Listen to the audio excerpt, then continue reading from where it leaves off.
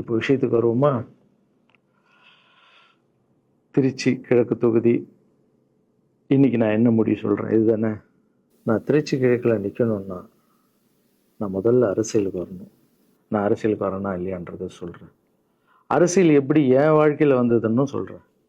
உங்களுக்கு நல்லா தெரியும், என் வீட்டில் குழந்தைங்கள வளர்த்துக்கிட்டு நான் பாட்டுன்னு சோஷியல் சர்வீஸ் பண்ணிகிட்டு இருந்தேன். மாற்றுத்திறனாளிக்கு டான்ஸ் சொல்லி கொடுக்குறது, ஓப்பனர் சர்ஜரி பண்ணுறது, பசங்களை படிக்க வைக்கிறது, ஸ்போர்ட்ஸ் எல்லாத்துலேயும் என்னால் முடிஞ்ச வரைக்கும் பண்ணுவேன். என்னால் முடியல மற்றவங்கிட்ட கேட்டு பண்ணிட்டு இருந்தேன்.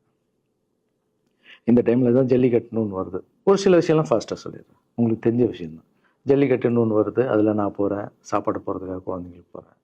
அப்படி நான் அந்த ஜல்லிக்கட்டு நடந்து முடிஞ்ச விஷயம்லாம் உங்களுக்கு தெரியும். அப்புறம் என் மேலே ஒரு தலைவர் விமர்சனம். எதுக்கு தலைவர்னு சொல்லுவாரா? நம்ம அண்ணன் தான், சீமான் அண்ணன் ஒரு விமர்சனம் வைக்கிறாரு. அதுக்கு நான் மறுபடியும் ஒரு ட்வீட் போடுறேன், அவர் ட்வீட் போடுறேன். அப்போ தான் என் வாழ்க்கையில் அரசியல்னு எழுத நுழையுது. நம்ம சாப்பாடு போகிறதுக்கு போகணும், இது என்னடா இவ்வளோ பெருசாக இருக்குது, அந்த ஜல்லிக்கட்டு தான் எனக்கு அரசியலில் உள்ள நுழைஞ்சது, என்னடா இவ்வளோ பெருசாக இருக்குது அப்படின்னு. அப்படியே போச்சு.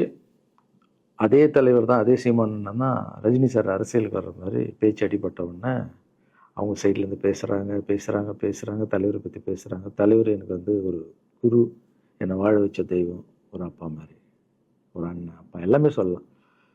ஸோ அவரை பற்றி அதிகமாக பேச ஒரு முறையும் சூப்பர் ஸ்டாருக்கு ஃபோன் போடுவேன். அண்ணா ரொம்ப ஓவராக பேசுகிறாங்க, டெப்பா கம்முன்னு இருக்கண்ணா, நீ சைலண்ட்டாக இரு. இப்படியே ஓரளவுக்கு தான் நம்மளால் பொறுக்க முடியும். அதுக்கப்புறம் ஆடியோ ரிலீஸ் ஃபங்க்ஷனில் என் மனசில் இருக்கிறதெல்லாம் உடச்சி சொன்னேன். அதை நீங்களும் பார்த்துருப்பீங்க, தெரியும். அதுக்கப்புறம் ஒரு ரஜினி சாருக்கு ஒரு ஃபங்க்ஷன் வந்தது. அந்த ஃபங்க்ஷன்லேயும் பேசினேன் இதை பற்றி. உங்களுக்கு தான் தெரியுமா அந்த வீடியோ, யார் ஓட்டப்பந்தயத்தில் ஜெயிக்கிறது, இப்போ கூட அந்த வீடியோ போயிட்டுருக்கு. அதை பேசணும், அது பாட்டு அப்படியே போயிட்டு இருந்தது.